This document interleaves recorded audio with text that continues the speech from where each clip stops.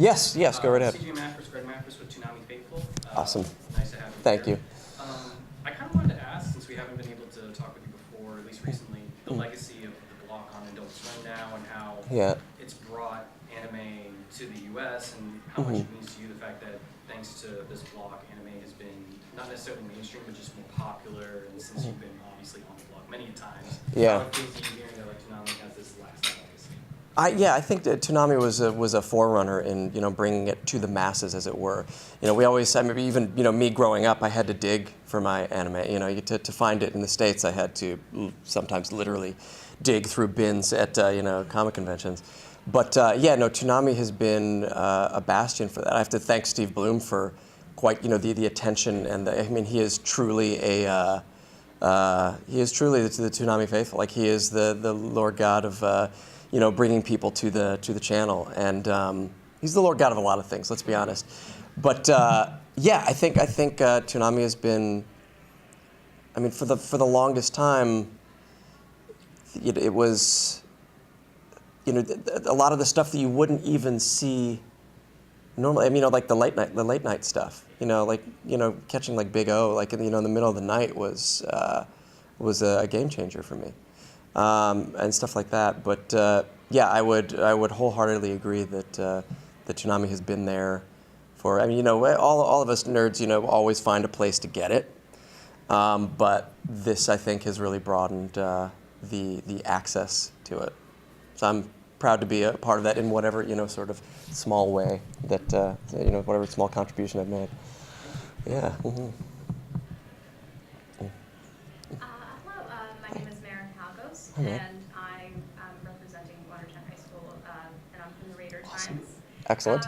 And I'd like to ask you about sort of the old gen voice actors from like the early 2000s and the late 90s. And I noticed that there's like a big shift going on, and that a lot of these old gen VAs are moving from anime to video games or to like mainstream cartoons.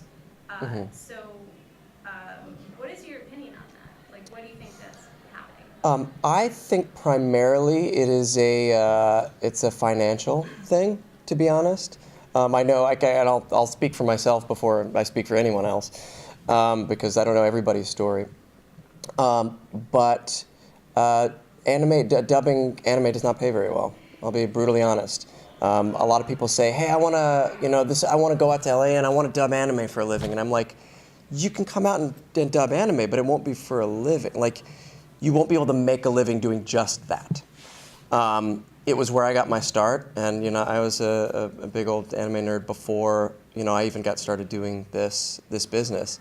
And I will always want to stay in it. But it didn't work out for me to just dub anime and provide for my family. As an actor, I audition for a lot of different things. I audition for commercial stuff and video games. Video games have become they've exploded since I started, and animation, original animation that we record in Los Angeles offers residuals, and things like that. Residual payments when they, air over and over. If they're, rerunning the show, I could still get, paid on that. So if those opportunities are open, I want to take those too, so that again, so I can support my family. Again, just speaking for myself, that might not necessarily be everybody's decision. But I will always try to keep my hand in the game because I love the community so much and I love the art of it so much.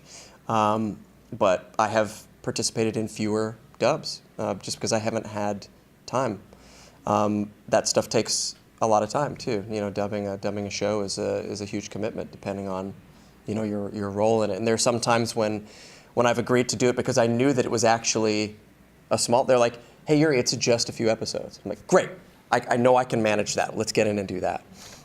So for me, that has definitely been a factor. I've been fighting on the sidelines with a lot of other people to try to get better rates established for actors, who dub, and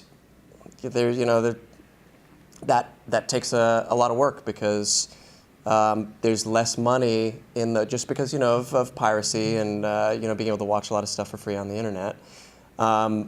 Japanese production companies have ramped down their production because they can't count on English dubs being sold and making money on that.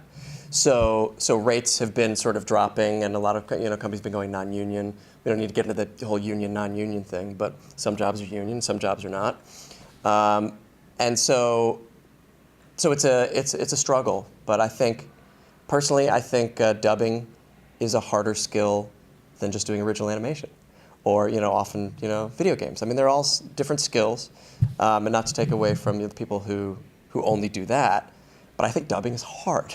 And I have great respect for the actors who do it, and I wish that they were paid commensurate, to that, to the skill. So I'll always be fighting for that. But thank you for that. That's a great question. So the very first time I started to notice your talents as a voice actor was on a classic Toonami show known as Raid Master in the role of Haru Glory. That was one of my first. So my question is, with that being one of your very first, how would that role prepare you for the many iconic shonen characters that you would go on to play throughout your career? It was a flashpoint for me. I had only had a sizable role on one other show before that, and this was the lead role. I would say he formed or I found my either he formed who my heroes were going to be from that point on, or I finally found where my heart lay in him. Haru is and that show, I thought it was going to be big, and then they ended up not even releasing most of the episodes. I don't know if I should say this or not, but I have somebody got me a bunch of old like VHS masters of the episodes that never got released, and I've sort of been hoarding them. Like I don't know what to do. I mean, I have a VHS player and I still play VHS tapes because I'm old. But it, I don't know what to do with. Like I feel somehow like I'm sitting on a. I mean, maybe correct me. Have they finally ever? Has there been any release on? Just the first 12. Like. And then Tokyo Pop had they were releasing the DVD, but it was only like the first 12, right? Yeah. The discotheque downstairs. Yeah. Okay. Okay. Fair enough. I think it might. Wow. Except I've just outed myself as to if I had just somehow leaked those tapes, it wouldn't. To hell with it. Let me see if I can dig them up and see who I can hand them off to. I'd rather that people could see them than not. And I see no good reason for that not to have. Some of my favorite shows have been, the timing has been wrong, or whatever financial things that we don't know. We're not privy to that information as to why something gets released or not released, or why it gets buried. I felt that way about Legion of Superheroes on the early morning Warner Brothers Kids block, Saturday morning WB Kids. Sort of got buried forever too, and I thought it was one of the greatest shows. It's one of my favorite memories. Some of my favorite shows are the ones that get buried. What does that say about me or the shows that I like? I don't know. I guess I can let the cat out of the bag on that one. There's no putting that one back, and I'll have to see if I can find those tapes. Hi, I'm Samantha from Anime Herald. Hi, Samantha. And you've worked on all levels of industry as an actor, a director, and even now as co-owner of a production company with Monkey King Productions. Yep. Given this perspective, where do you see the industry today, and what avenues do you see publishers turning to for growth in the future? I have found that at first it was just to keep my sanity. Me and my wife Tara, who formed the production company together. As actors, you have very little agency over your career unless you become super famous. You audition for a lot of things and you take the things that you get that you're not morally opposed to. Obviously, if you have morals it's hard to have morals as an actor, but. The only way we found that would help us sleep at night and that would help us, keep our hearts full, was to create our own projects. And so that's why we formed the production company originally. Since then, the world has changed, and I have found that the actors that I see succeeding, the actors that I see happy, are actors who don't just go to auditions and hope that their career is going to blow up. They have to create their own content. And I tell that to people who are like, hey, I want to act. I'm like, great, here's what you can do. Start making your own series. Go, put them on YouTube. Get together, find that group of friends that you love that you're all on the same page with, and make things. Because for the most part, actors' salaries are shrinking because of the economy of the internet, and then just the entertainment economy overall. And you have to find a way, if you want to survive in that profession, you have to own more than just that paycheck on that job. You want to create content that then people can license, or then you can create your own show. But you can't think of it as oh, for money I'll do this. It always has to be for love I'll do this, and I hope that someday then the passion pays off. It happens all the time. Tara and I still have yet to. We've created a lot of different content, web series and films, and we still have never made a dime off of the things that we've created. We just haven't found the way. We're really good at making things and very bad at monetizing those things. But it has kept our hearts full. But look at Critical Role. They did that out of love, and they found their audience. I mean, it happens all the time. Without that, they'd still be, and still are, working actors, but they'd just be actors. Just if they didn't have that, you gotta make that. Everybody's gotta, and so I find it difficult to give advice because, especially in this industry, there's no A plus B equals C formula, so everybody's gonna have a different path. So I try not to give advice, but I have told people what I see works, and that's make stuff. Don't wait around for somebody, because as an actor, we're mostly waiting around for somebody to say, yes, you can do this thing. And we have to stop and just start making our own stuff. You can still work on other people's stuff. I work on everybody's stuff.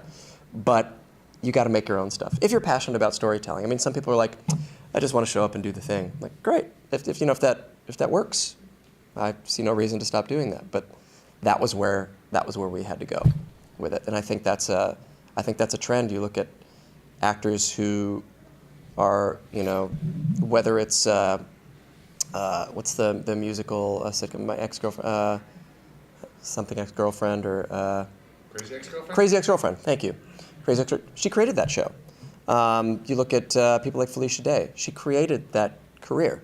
She was an actor who was working, but it didn't blow up until she started making stuff of her own with the Guild and all of what she's done. People like I don't know if you know Chris Niosi. He has a show called Tome, and he created that show. He didn't wait for, and it's got a huge following. And it's he loved anime, and he learned to animate stuff, and he made his own show. He didn't wait for Cartoon Network to come, or Nickelodeon to come, and it keeps you moving, and it keeps your soul full. So yeah, I see that as a trend. I don't know if that answered your question. I hope that was at least in part answer your question. Do you feel that? Absolutely. Yeah. Thank you. Okay. Great. Thanks, Sam. Dana from Dana? Sci-Fi Wire. Awesome. I wanted you to just talk a little bit about the Spider-Man game. Yeah. I loved playing through it. It was awesome. Can you just tell me a little bit about if that's opened any doors, if you're going to see any future with that, or Yeah. stuff with them in the future? Do you work with Adam? Are you? I'm trying to in New York. I'm trying to. Are you like local Sci-Fi Wire, or is it? I'm a local. Okay, I know some of the guys in New York, which is why I had to ask. We all grew up doing theater together. Oh, awesome. Yeah, I will talk till I'm blue in the face, till I'm red and blue in the face about the Spider-Man game, because it was a dream come true. As a kid growing up playing or reading comic books and dressing as Spider-Man, that this game had. It was like a perfect storm. Like, it had the good writing, and it had, good gameplay, and the design was great, the storytelling was great, and it all sort of came together. All the other actors I worked with were all like top of their game. It was a dream come true. It was hard because it took 3 years, and I couldn't really tell anybody that I was Spider-Man. I mean, I would tell my kid, but he's so young that he couldn't like spill the beans. And now I think he thinks maybe his dad actually is Spider-Man. Yeah, there's no, yeah, it's kind of cool because he doesn't get acting yet. So he's like, wow, I think my dad is actually Spider-Man. And also because it's such a sacred cow, I was worried I was going to mess it up. To be totally honest, I thought I was going to ruin Spider-Man because he's such a beloved character, not just by me, but by a lot of people. I hope that there's more. There's got to be more. Yeah. They haven't like called me up and said, or here's a report to duty for the next game yet. But I can only imagine that with the success of the first one, there's going to be a second one because companies like money. Yeah, I don't know if it has opened any doors yet. It's still soon to say that. Yep. But I have noticed the jobs that I have been on since then, people want to talk about Spider-Man. And I showed up on one job, and I was in the room where we get all our mocap suits on and everything, and they had a little whiteboard with all the actors that were on set that day. And it's name, and then the time, their call time, and everything. And next to my name, somebody had drawn like a crude like Spider-Man mask, and I didn't know anybody there. Like it wasn't like, hey, because we know each other. Right. Like it was like stuff like that has started to happen, and I'm so proud of how it turned out, and I personally think it's some of the best work I've ever done, and that comes from working with a team that clearly loves the property, and are clearly Spider-Man nerds themselves. And them taking the time with it. I mean, I'm glad that it had the backing of Sony. I'm glad that they had the money to take the time with it, because not all games have that budget. Right. So I was very privileged and proud to be a part of that one, for sure. Thank you. Yeah, well, thank you. Hi, so, Hey. I'm Max from Game Press. Hey, Max. Right, so I wanted to ask, Marth is like a really beloved character, Mhm. and so I was wondering about the process to becoming the voice of Marth. Marth was an interesting sort of backdoor story with Marth, because I wasn't as familiar with the character, but there was I believe it was Steam. It was Agents of Steam or something of Steam. Is it Codename Steam? Thank you. Codename Steam. They asked me to come in to do a few lines for this little character named Marth. And then afterwards, I found out that he had never been dubbed before. Marth's voice was always in Japanese, even in the English release of it. And I thought it was just going to be a one-off thing for that game. And then they came back to me when they wanted to do it for Smash and for Fire Emblem, and then that's when I got really nervous, because when you don't know how big a character is, and you're like, oh, this is just a character I'm doing. But when you like back when we started for Naruto, a million years ago. Can you believe we're still working on that show 13 years later? Boruto now, but we just finished the dub for Naruto. I went online to do a little research before going in, because the audition process was a little more stringent than other shows I had worked on. I'm like, I wonder what this is all about. And that's when I got really nervous. I'm like, and especially when I got the part, and everybody online was, everybody's ready to, something they love so much. When you're about to change it or you're about to, put your stink on it, everybody's like, they're gonna get it wrong. I know they're gonna get it wrong. I mean, I'm that way, so I get it. I got really nervous, much like with Spider-Man. Same with Sasuke. I was worried I was gonna mess it up, and I'm glad that it has been generally well received. And I found that with Marth as well, and I'm very happy about that. I'm very proud of that. There's a lot of me in Marth, and maybe that's what that convinced them that I was the guy for that. I hope I get to play Marth a lot, like forever. Yeah, thank you. Yeah, Since you Rebecca? mentioned Yeah. Naruto, Yeah. nice segue for that. Also, you can give me. You're welcome. You can give me those Raid Master. That was one of my favorite shows back on. Yeah.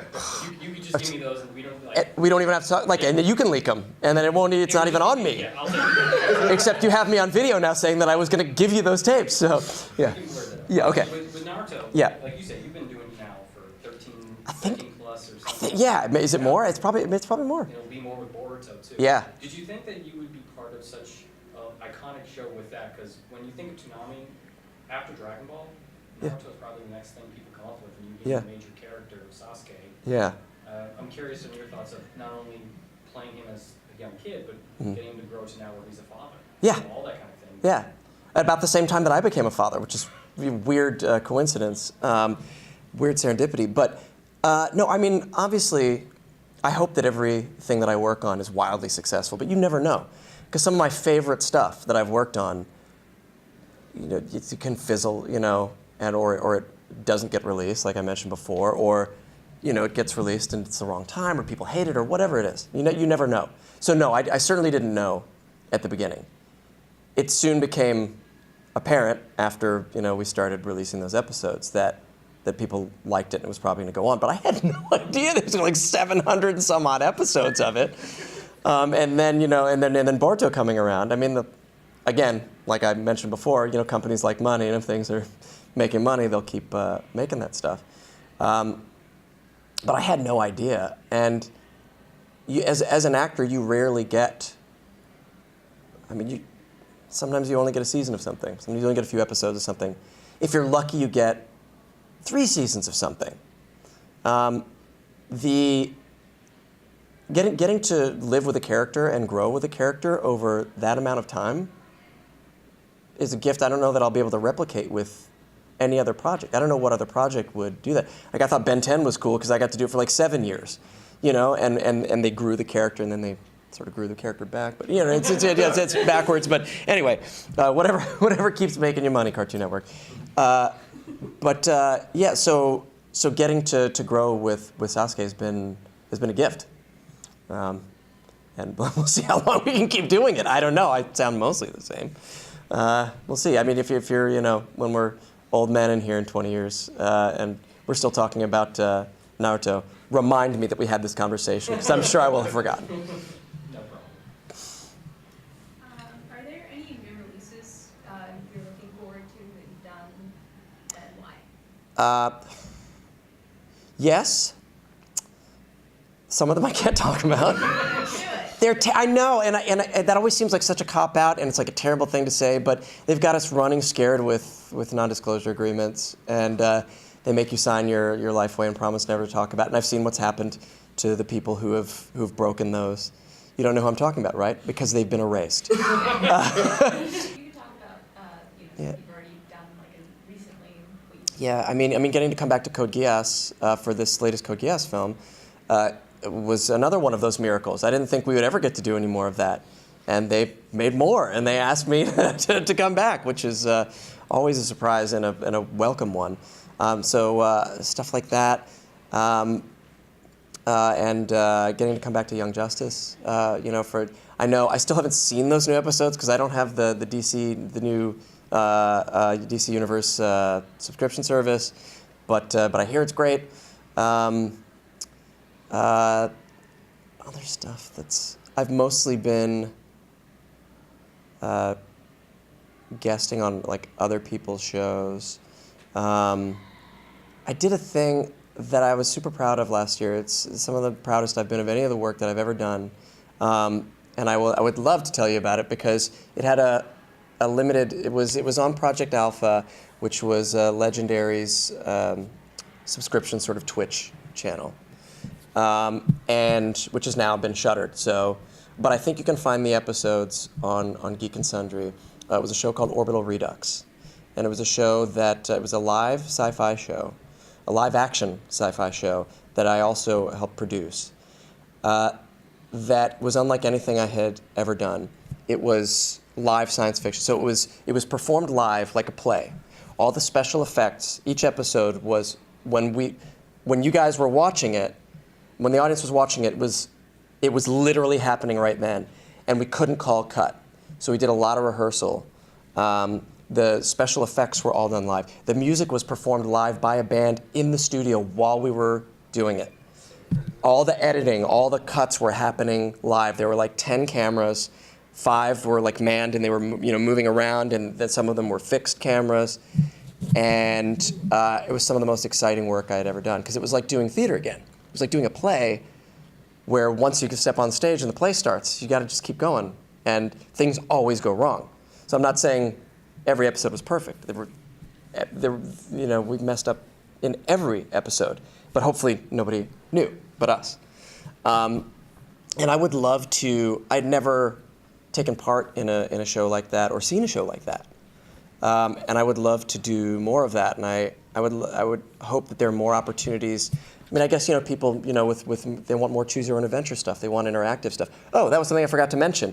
The audience could vote on various plot elements during the show or at the beginning of the show. So we had to have different paths prepared for certain parts of the. I mean, it was still basic. It wasn't going to change the whole story. It wasn't going to send it spiraling off. But we had to prepare many scenarios, and so it was nerve-wracking. But some of the stuff that we achieved live, I didn't think could be done. And I urge you to go watch Orbital Redux on Geek and Sundry. I think somebody said they just watched it. Oh, somebody just tweeted it yesterday that they watched it all on Geek and Sundry. I'm not privy to their scheduling, so I don't know where the episodes are available now. And obviously, we're not performing them live, but we did 8 episodes. Each one was about 15, 20 minutes long. And I would love for you to watch it. You mentioned Code Geass. Suzaku prides himself on fighting for what's right. What moment in Code Geass do you think most exemplifies this? Yeah, that is absolutely 100% right. He always believes he's fighting for what's right, and that's what makes it complicated, because he's working off of, so many different relationships and so much different information. Sometimes, even though he's doing what he thinks is right, it could hurt a lot of people. But I would say one of my happiest, saddest moments of that show was when he makes the decision to lie to Yuffie. I don't know how well you know the show, but she is, but I figure spoilers are long dead at this point she is on her deathbed, and she has just done horrible things. Not because she wanted to, but she perpetrated horrible things, and people died. And she asked if everything was okay, and he lies to her.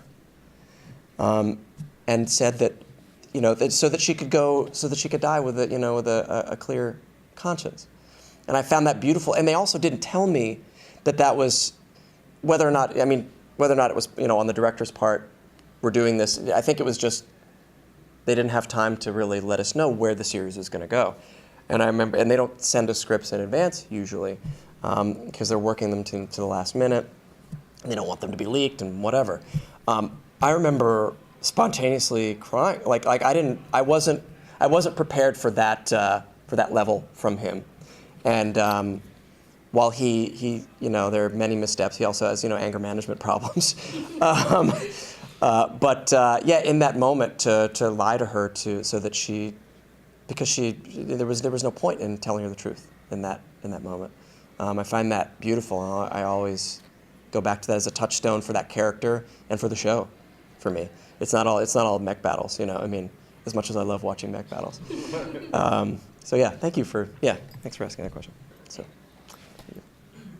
Through your career, you've become known as one of those voices of a generation, so to speak, with roles like, say, Sasuke, Suzaku, Gurren Lagann, Simone, and now Spider-Man under your belt. How does it feel to know that your voice basically has helped some fans and guide them pretty much through their entire lives, both as fans and sometimes in a literal sense? Yeah. Old. It makes me feel old. That is in part. That is the witty answer to your question. It's always funny when somebody's like, "Man, you were my whole childhood," and they're like, "I'm like, but you're like an adult, so that means wait a minute, hold on, let me do the math." So if I was, it's my greatest honor. I've only recently become a father, so now I feel the responsibility to teach my son how to be a good human being. And it is only then that I realized that because of the characters, a combination of the characters that I've played and the person that I am, I've had the opportunity to teach and lead even when I don't know that I'm doing it. And that's why I think storytelling is important and powerful, and often gets sort of pushed aside as frivolous entertainment. But I think we absolutely need it, and it's where we learn lessons, and it's where we see people fail and get back up again, and it gives people strength. Sometimes even when I don't know that it's giving people strength, and that's a communal thing. That's I take part in that. The writer who writes those characters and those stories takes part in that. The producer takes part in that, and then the person who's taking that entertainment in, who's listening to that story, the person who's viewing it or listening to it or watching it, they take the greatest responsibility of all in that, because people have come up to me and said, you helped me during a really dark time, and I try to, and this I'll give credit to Bernie Burns from Rooster Teeth. He first said this, and he'd been the first person to say it in a way that made sense to me. But I didn't do anything. You did the hard part. If you were going through dark times and the story affected you and gave you strength, it was still your strength to stand back up again, or to fight against the darkness, or to change, or whatever it was that brought that brought you to. So I love that stories can inspire and characters can inspire, and it helps me keep doing this, because there are days when I'm like, shouldn't I be building hospitals in Africa or something? What am I doing? How is this helping the world? And because I believe that stories are important, and because of the people who say that things like this have helped them or inspired them, I can wake up every morning, and keep doing it. So it's a very proud part of my life, and an honor that when people say that, it does make me feel old, but more importantly, it makes me feel that what I do has value, and that what I do helps. So I'll never not feel grateful for that. I think never not. That means I'll feel grateful. Yes. Okay. Good. I had to sort out the math on that one just to make sure I was saying what I wanted to say. But yeah, thank you. Not sure how old is your son? He'll be 3 in June. 3. Okay. Yeah. So he hasn't totally started getting into the TV and movies. No, and as an old school nerd, there's all this stuff that I want to push on him, and I'm like, when is it too soon to show him Buckaroo Banzai? Yeah. Yeah. Do you have I know that's probably like 7, 8. Yeah, maybe. Yeah. Well, I just wanted to see if you had a list of stuff you're excited to show him. Does that mean your stuff or? Yeah, I don't know when he's gonna. It's funny. Sometimes I have this really sort of dark thought of, oh my God, if I died today, and I couldn't tell him all those things, would he go on a quest to watch all the cartoons that I've done and play all the video games and sort of be able to talk to his dad or get the lessons that way? So that's sick, right? That's twisted. But I've often thought of writing that still, that'd be a kind of cool movie, wouldn't it? Anyway, I have a long list of stuff that I loved, and then of course all the stuff that I recently started letting him watch, because he doesn't watch a lot of stuff. We limit his screen time, but Space Racers was a space science show that I worked on for a couple of years, and he's into space. And among other things like dinosaurs and construction equipment, because that's age 3, I guess. So we started watching that, and he's got a couple of the Space Racer toys that are of my character. So he'll watch it, and he'll hear me, and then I'll do the voice of the character, because I do voices for all his toys. Right. But this one is exactly, I don't know if he's making that connection yet. But. So I don't know exactly how to. I think I'm going to let him. I have been told that if you force them too much into it to like a thing, then they rebel against it. And so I'm trying not to push too hard, because I want him to like the things that I like. But I've got to have a gentle hand. So yeah, I've got a long list of stuff, and they're mostly things just that I loved, growing up, and then I love now. Over here's a bunch of stuff that I did. Yeah. Although, yeah, I would love for him to play Spider-Man, but he's not going to play Spider-Man for years. Yeah, yours. And hopefully we'll have a Spider-Man 2. Or hopefully, hopefully we'll be on like Spider-Man 5 by the time he. Yeah. But yeah, I've got a huge nerdy list, and mostly what I do is I let him sort of come to my office every now and then, and he's sort of exposed, like he sees all my action figures and stuff like that, and he sees all the weird books that I have on my shelf. So I'm hoping that, much like me when I was a kid, I'll see something, not get told about it, and then just start spinning off in my imagination. I'm like, I wonder what that is. Yeah. I mean, my parents, let me watch public television when I was younger because that seemed like the safe thing. But you got to remember, I mean, public television was like the first, PBS was like the first station to broadcast Monty Python. Yeah. So I was way too young to be watching Monty Python at that age. But it also made me, that and like playing D&D made me who I am today. So I can't wait to corrupt him, I guess. Is the right idea. Yeah. It seems like would you care to explain about some of your formative experiences or a lot of your influences on your work? Or Yeah. That's a great thank you, because I grew up reading a lot of fantasy and science fiction and genre literature, and if you can call a lot of that stuff literature, a lot of it's pulp nonsense. But I grew up reading a lot, and I just said it, but I'll say it again and dig a little deeper. I believe that I am a well-read, well-traveled, generally educated person who can deal with different relationships because I played Dungeons & Dragons growing up. Like I can trace it all back to that. Watching cartoons and reading books and made me the person that I am today. And anybody who trivializes that doesn't get it. I mean, everybody has a different path, but that was mine. I didn't know that I was. Some people know that I'm going to be an actor when I grow up. I didn't know that for a very long time, but I was. But even when I was growing up, I was doing the stuff that would then make me into an actor. I was, making stupid little radio shows with my cassette player. I was recording, all the different voices, and I was drawing the comic books for it, and I just loved stories and storytelling. I just recently on eBay bought, because my son doesn't have a lot of screen time. I'm trying to think, of other things that he could like. There are only so many ways you can explore certain characters without watching the movies or the cartoons or whatever. And I used to listen to Power Records. Yeah. Power Records were like Captain America and Spider-Man and the Hulk and Fantastic Four and all these different sort of stories, Captain Marvel, and but it was all on a record.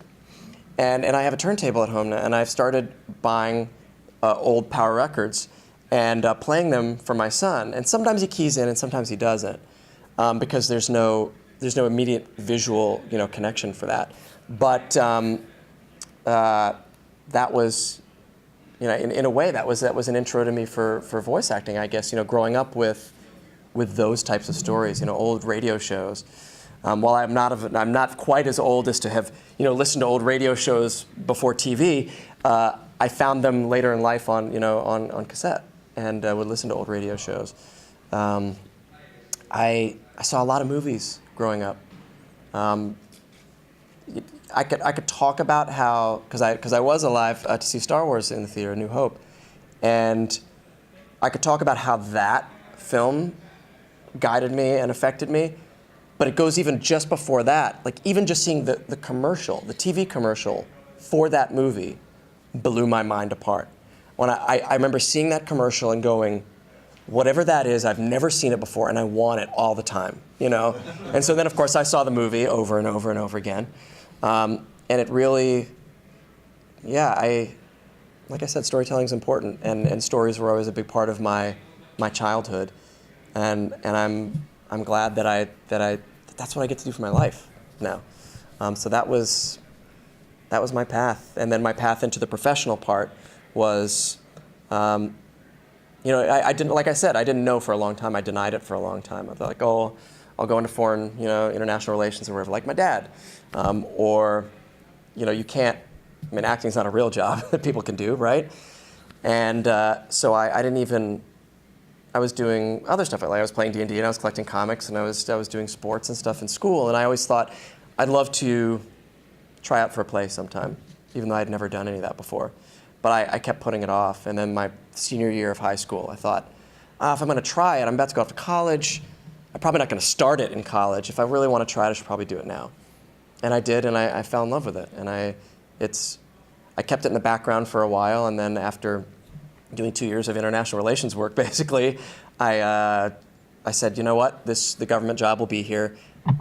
I have to go. Like all my spare time was spent doing plays and making stupid movies with my friends, you know, and with increasingly, you know, better digital cameras and studying with Japanese theater troupes, and like that's what I spent most of my time doing. And then I would go to my day job, and then I'd spend all my time doing that other stuff. And I thought, I don't want to look back in 30 years and at least not have tried to see if I could make that my living.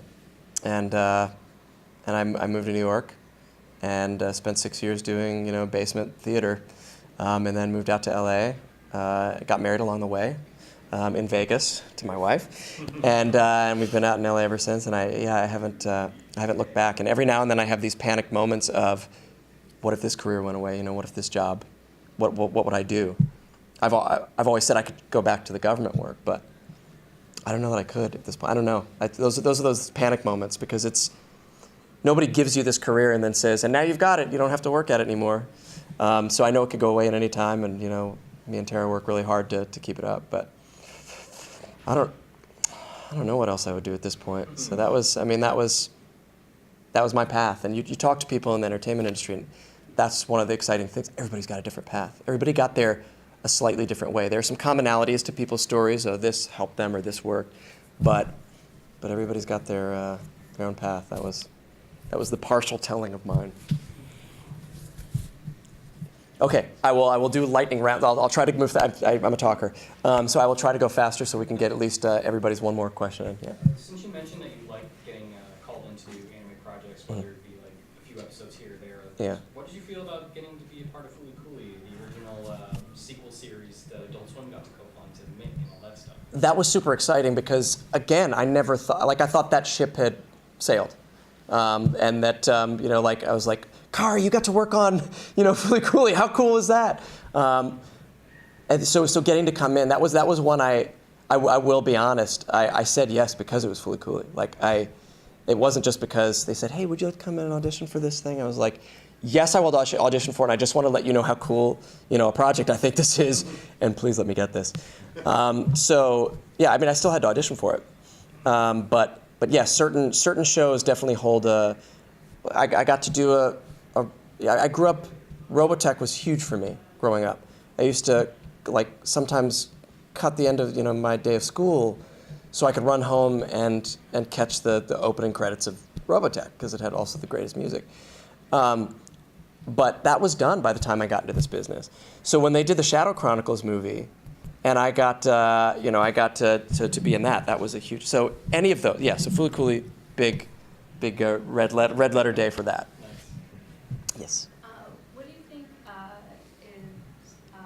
which position do you think is most important within the dubbing process? And director is an answer, a cheating answer. Okay. What else besides director? Writers. I think the writers are key in that because they have really hard work. They're taking the translation because the writers are usually not the translators. They get sort of a raw translation that sounds not like how people would really talk, and then they have to make that into not only something that sounds natural, but something that also conveys the original emotion of the original performance, and also fits the lip flap. And once upon a time, writers cared less about that. Now they care very much, to the point where sometimes you'll notice that dub lip flap is better than Japanese lip flap. Because for whatever reason, we've zeroed in on that. It's less important, it seems, to the original, and very important to us. And we also record differently than the Japanese original is recorded. I'm jealous that they sometimes get to record as a cast, which is something we never get to do. So I would go with writer on that. Which character that you've portrayed would you most like to give life advice to? Sasuke. Man, I would have told Sasuke a long time ago, look, you just got to find love. You got to let this whole revenge thing go. It is going to burn you up. I don't know that he would have listened to me. I mean, he didn't listen to any of his other friends, clearly, but that would be the one. Yeah, he would be top of my list for life advice. And again, like I said, I don't like to give advice, but that dude needs all the advice. Because it hasn't helped him as a dad. If anybody's been watching Boruto, he's not a good dad. So, yeah. So, question I like to ask Yep. voice actors. If you found yourself stuck on a deserted island, which 3 characters that you have portrayed in the past would you like to have with you to keep you sane until your imminent rescue, and why? Oh, man. Oh, that's a good one. How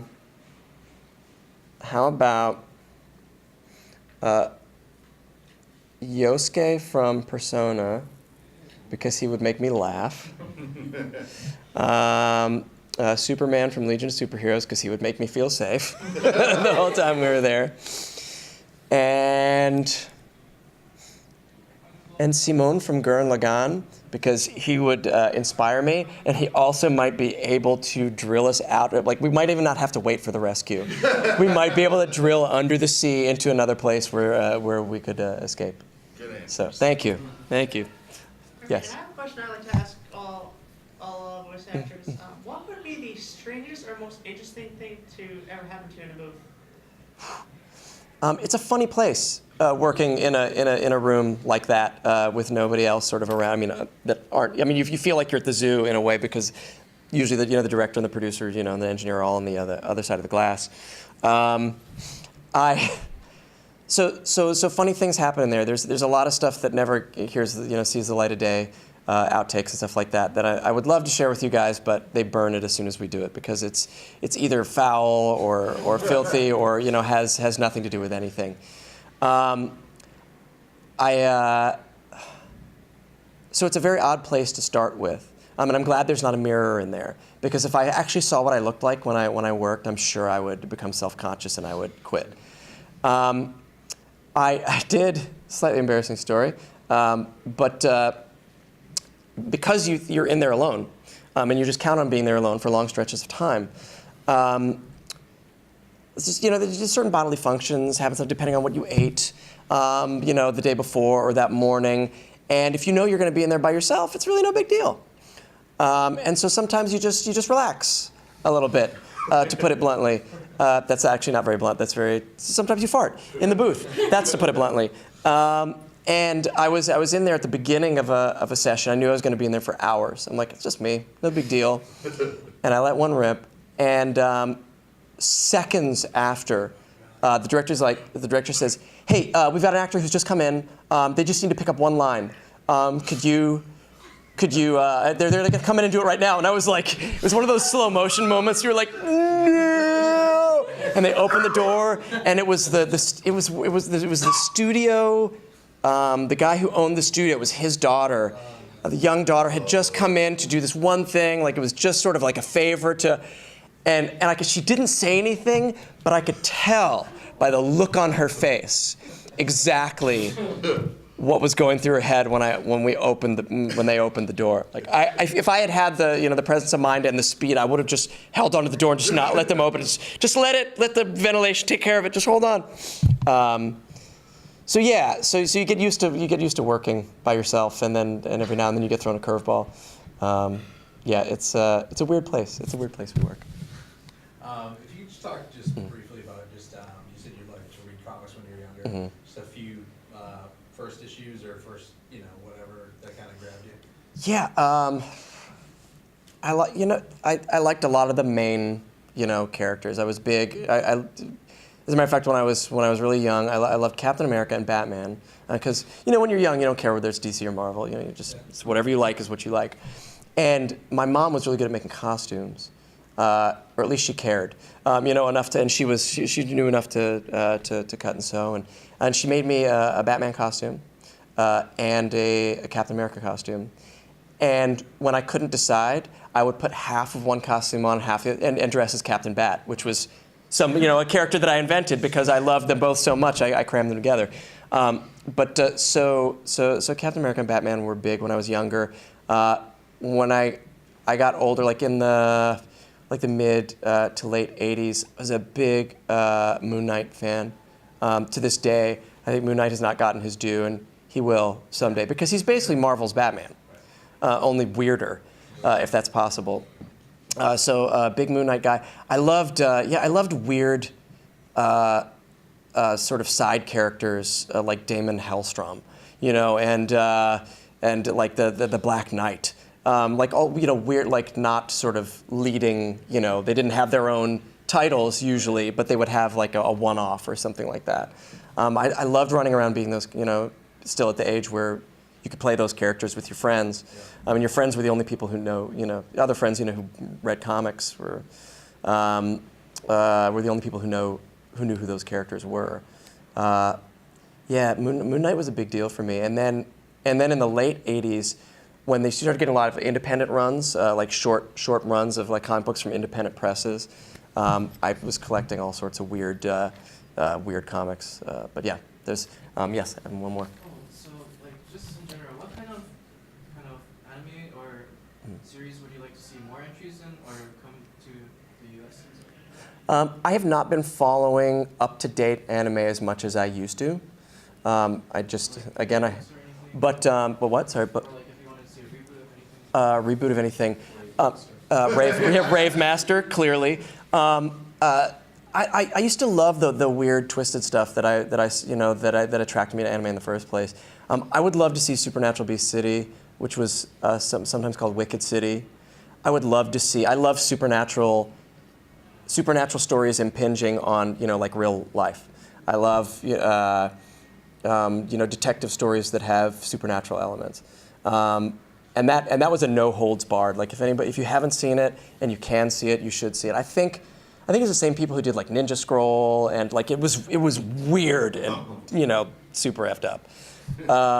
So I would love to see Supernatural Beast City come back for any sort of, even just like an OVA or just like a one-off, like another movie with where technology has come now.